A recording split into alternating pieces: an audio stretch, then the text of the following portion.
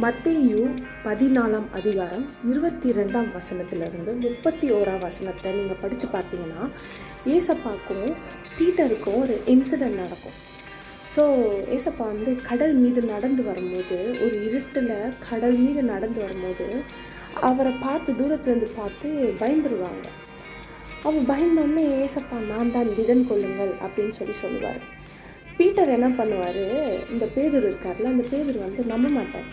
நீங்கள் இயேசு கிறிஸ்து தானா அப்படின்னு சொல்லிட்டு நான் நம்பணுன்னா நான் இந்த கடல் மீது நடந்து உங்ககிட்ட வரட்டா அப்படின்னு சொல்லுவார். ஏசப்பாவும் நீ வாப்பா அப்படின்னார்.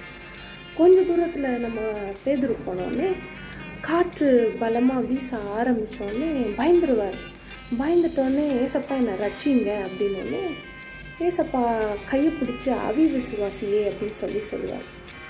ஏன் இதை நான் சொல்கிறேன்னா, பேதுரு மாதிரி தான் சம்டைம்ஸ் நம்ம ஏசப்பா நம்ம கூட இருக்கிறாரு அப்படின்றத மறந்துட்டு நம்ம விசுவாசமே இல்லாமல் அவிவிசுவாசமாக நம்ம இருந்திருக்கோம்.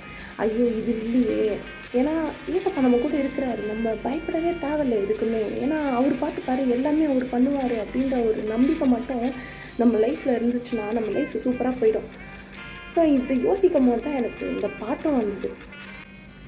கடலின் மீது நடந்திட்டவும் அற்புத பாதங்கள் எனக்கு முன்பே செல்வதால் எனக்கு இல்லை கவலை.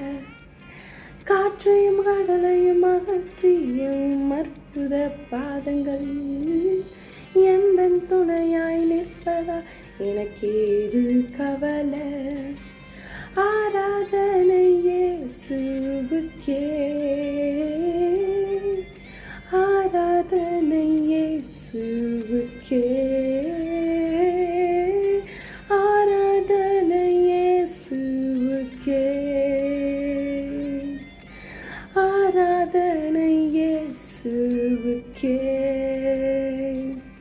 நீ சொன்னால் போதும் செய்வேன், நீர் காட்டும் வழியில் நடப்பேன், உன் பாதம் ஒன்றை பிடிப்பேன் என் அன்பு இயேசுவே. விசுவாசத்தினால் நீதிமான் பிழைப்பான். நான் சொல்லலைங்க, கர்த்தராகிய இயேசு கிறிஸ்து சொல்கிறாரு. ஸோ விசுவாசமாக உங்களோட வாழ்க்கையை இயேசு கிறிஸ்துவோட ரன் பண்ணுங்க.